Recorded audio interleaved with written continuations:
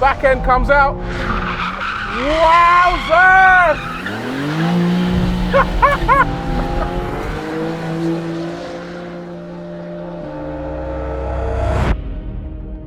126,000 pounds.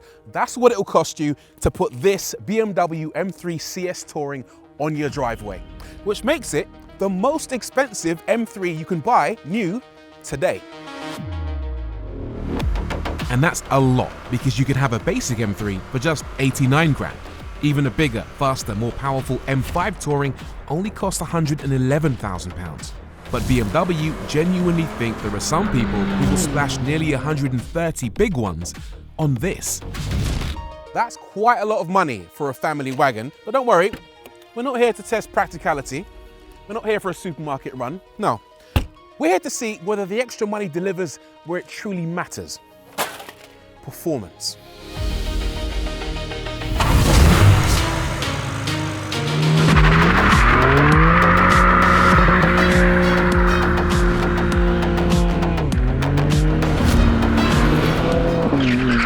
So, what is a BMW M3 CS Touring? Well, the Touring bit obviously means it's an estate. The M3 bit you know about. The CS bit means it's a competition sport, which means it's the sporty one. It's got updated looks, which we'll talk about in just a moment. A whole bunch of suspension upgrades, which means it can corner harder and faster. But also, it's got more power. The 3-litre twin-turbo inline-6 gets an additional 40 horsepower, courtesy of extra boost pressure. And while that might not sound like a lot to some of you, those horses are pretty effective. Should we use them? Yeah. There we go. Good horses. We like that. Horses like running. Let's see if they like corners. Oh! They love it. They really love it. They love it so much, I might do that again. Come on! Outstanding. Of course, the standard M3 Touring could skid all day if you wanted it to. That's not what makes the CS special, and not what makes it worth the extra cash. One of the biggest contributors to the extra outlay is the unique design. You can order your M3 CS in a host of special colors, including Laguna Seca Blue, Frozen Solid White, Sapphire Black Metallic, or this amazing shade of British Racing Green. The headlights are typical CS with the yellow GT Race inspired DRLs. The grille has a unique design and is finished in a red contour line. The huge carbon fiber front splitter adds an air of aggression as well as improved aero.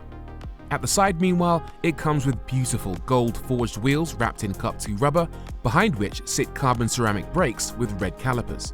There's a red M3 badge on the sides, an M3 CS badge on the rear, again with a red accent line, while the aero package is finished with a red-tipped high-level spoiler and a large carbon diffuser housing a CS-specific exhaust. I do have a slight problem with the interior of this car though. I don't know if it's really worth 126,000 pounds.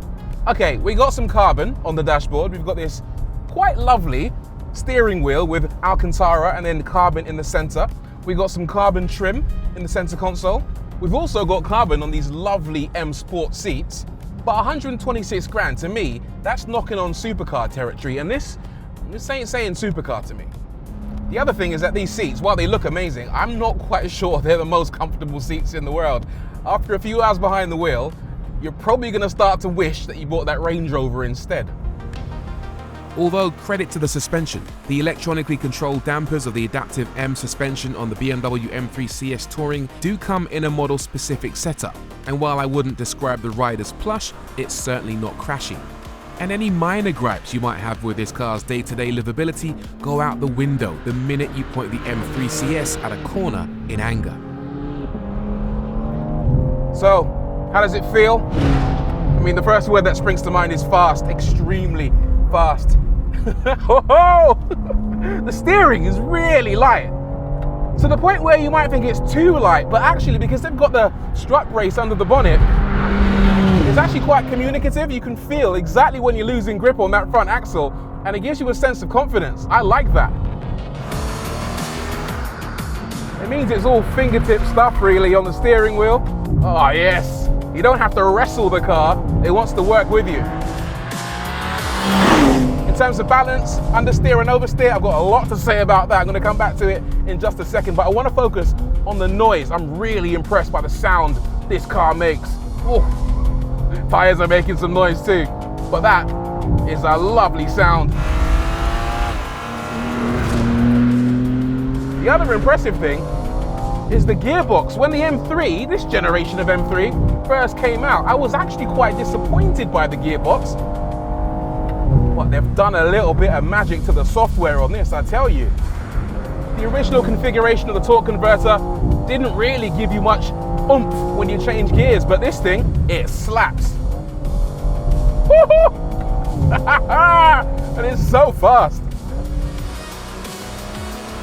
I'll demonstrate the gear changes for you. So third to fourth, bang, my head goes back. That is good. It adds so much to the car.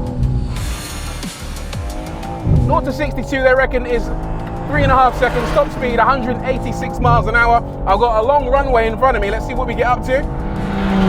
Come on, baby. 130, 140, 150. I don't think we're going to get to 180, but we are moving. 160. Woo-hoo-hoo-hoo. 167. And my self-preservation instinct has kicked in. Except in the corners.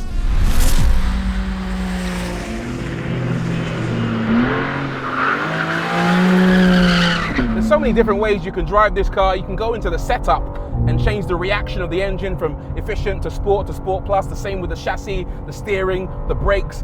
But the clever thing is, you can mix and match. And the even more clever thing is, you can change the powertrain settings and go from X-Drive, where it's all-wheel drive, or if you're mental, you can turn it into a fully rear-wheel drive car. I'll be sensible first, leave it in four-wheel drive, go into a corner, put the power on, and it manages the torque and power to catapult you out the other side nice and safely. Right, let's do the same thing now in four-wheel drive Sport. This should give me a little bit more play. Let's see now as we chuck it into Chicago. Power on. Look at that. The back end comes around quite gracefully. Now the next step up the ladder is two-wheel drive, and of course you can set your own traction control level. I'm going to switch it completely to off and hope for the best. Power on. Back end comes out. Smoke out the back. Wowzers!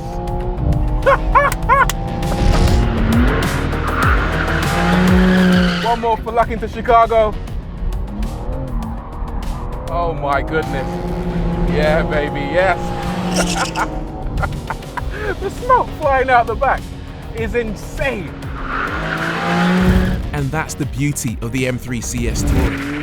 It's not just a family car that sometimes lets you have a bit of crazy fun. It's a crazy performance car that gives you the option of being sensible. It's all things to all people. Okay, onto the sordid topic of coin. Is the M3 CS Touring really worth £126,000? Honestly, the correct answer is no. That's a lot of money. That's sports car money. That's bordering on supercar money. But the more you drive it, the more you start to convince yourself, you might need to have a conversation with your bank manager to see what you can do. I'm going to tell you this, and please do listen to me very, very carefully. It doesn't matter what you think about BMW's modern design language. It doesn't matter what you think of BMW as a brand in the modern age. It doesn't matter what you think of the M3. What's really important is this single fact. Anything with a CS badge on is worth its weight in gold. Come on. Buy it now.